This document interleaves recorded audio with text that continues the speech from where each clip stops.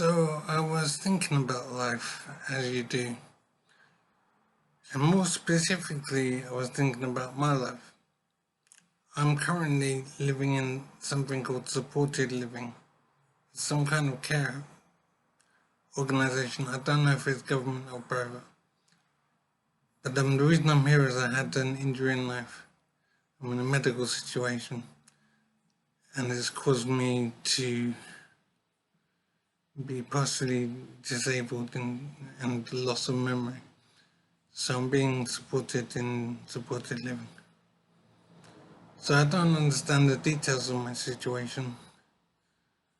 I basically don't know how fragile my situation is. Someone might come in one day and just tell me that that's it, I'm free to go now. And then I'd have nowhere to go. I wouldn't know what to do. Because I believe where I was living has gone somehow. I think my house or flat was sold. I'm basically homeless, living in this hotel-like place. So I'm feeling that I'm in a fragile situation. I have no control over where I'm living. And anyone could say I can leave now. And I don't know where to go. So I've had the loss of memory, so it's a very confusing situation. So the reason for this long ramble is to explain my situation. That I had some kind of medical situation. I've lost my house and whatever. And I'm now in supported living. Which is like a hotel type place where I'm fed and I have somewhere to sleep and I have TV and internet. So I don't understand life because I have a memory problem. I can't get to grips with what's going on. I'm just glad to be living in England and not in Algeria or Cambodia where there'll be no support for me. So I hope to find out in time what's going on with me. But it's made me think of a few things, and I've already forgotten what it was I wanted to say, so I'm trying now to remember. I think it was about the fragility of life and how quickly things can be taken away from you. And one thing I was thinking of was your house. So your house or your flat or your room, wherever you stay. What if it burned down tomorrow? So you no longer had any place to sleep. What would you do? You would obviously hope for the government to step in with some kind of temporary accommodation. But what if you were living somewhere that didn't have a government to provide that sort of service? What if you were living in Cambodia or Algeria or some place that didn't have local government social support? What would you do? And this is helping me to understand more of why there's so much war-torn strife around the world. There's a lot that we take for granted in England that simply don't exist elsewhere. And social care is such an important thing that simply isn't there in so many other places. So if I was in Algeria or Djibouti or some horrible place and my house burned down, or where I was living burned down, what would I do? Where would I go?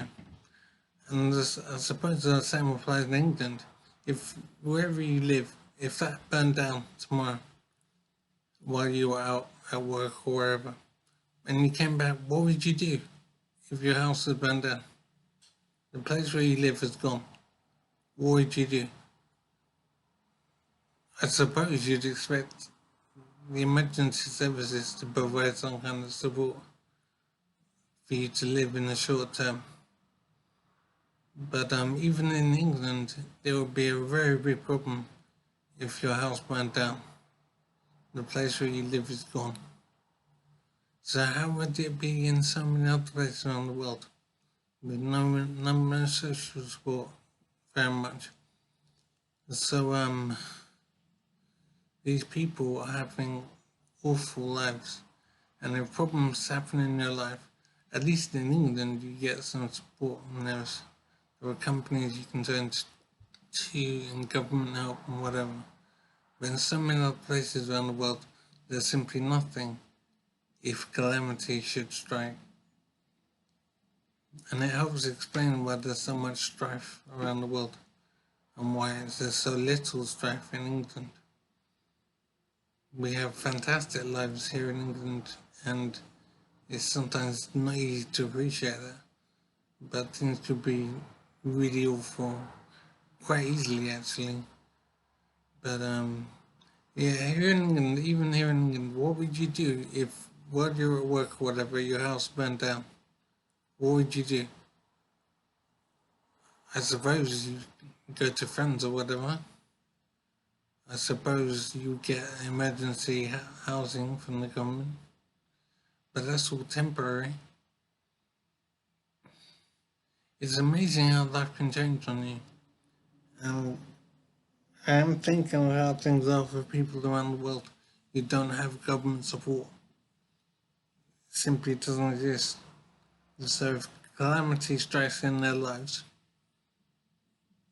it's all over for them, really. There's nothing they can do at all. And there's no government help. And even in England, it would be incredibly difficult if while you're at work or whatever, your house burned down. Even that's a massive struggle. But in so many other places on the world, if you were in Eritrea or Ethiopia or wherever, what would you do? As I say, these social care issues make me understand more why there's so much strife around the world, why there's so much war-torn trouble everywhere. In England, if it's mainly English people I'm speaking to, in England we have fantastic existence, and it's easy to lose that. I know I certainly did. Just didn't appreciate what I had compared to how it could be. And now it is for millions of people, and this is literally millions. I'm not just saying millions for a big number. Millions of people are having absolutely awful lives. And it's going to the people in England that are having awful lives, their level of awfulness doesn't compare to how awful it could really be elsewhere. If you're living in Cambodia or Algeria, there's so many places around the world, and you're having a hard time, you would really know what a hard time was compared to how it is in England. I never appreciated before the importance of social care and how it could be easily taken away from you. And the social care needs to be there. It's amazing how hard life can be. It's relatively easily. And we have it fantastic in England. It's absolutely brilliant. I'm in a supported living arrangement at the moment. So I have accommodation and I have food. And I have my phone and computer and whatever. So I'm having a level of resistance which is brilliant compared to how it could be. I don't know how it's paid for or how it's managed or whatever. I just live here. I'm in a medical situation, so I don't know how I got injured. But the point is that the care is here and the ability to live is here, and it could be taken away. I'm in a supported accommodation at the moment. Someone might walk in tomorrow and say, okay, you're free to go now. Your support here is finished. What would that do then? I don't understand my situation or how secure I am here. I'm guessing it's permanent support and I'm safe, I'm secure, but I simply don't know. So I do know I need to find out how I managed here and what the deed is basically. But all I know is I had some kind of injury. I must be divorced now. I don't know where the rest of my family is.